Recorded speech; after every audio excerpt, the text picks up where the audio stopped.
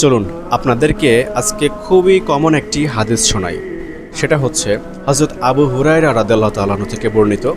নবী করিম সাল্লাল্লাহু আলাইহি সাল্লাম বলেছেন, দুনিয়াতে কোনো ব্যক্তি যদি অন্য কোনো ব্যক্তির দোষ গুণ ভুল ত্রুটি ঢেকে রাখে, তাহলে কাল কিয়ামতের দিন আল্লাহ সুবহানাহু ওয়া তাআলা সেই ব্যক্তির দোষ ত্রুটি ঢেকে রাখবেন।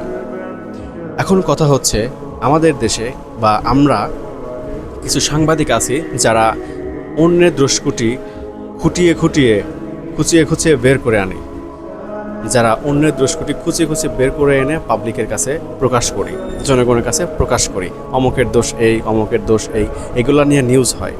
এখন আপনি নিজে থেকে একটা জিনিস চিন্তা করেন যে যেখানে আল্লাহ তাআলা বলতেছেন যে অন্য কোনো ব্যক্তির দোষকুটি ঢেকে রাখার জন্য, আপনি সেখানে অন্য মানুষের দোষকুটি পাবলিককে দিচ্ছেন, জনগণের কাছে পেশ করছেন।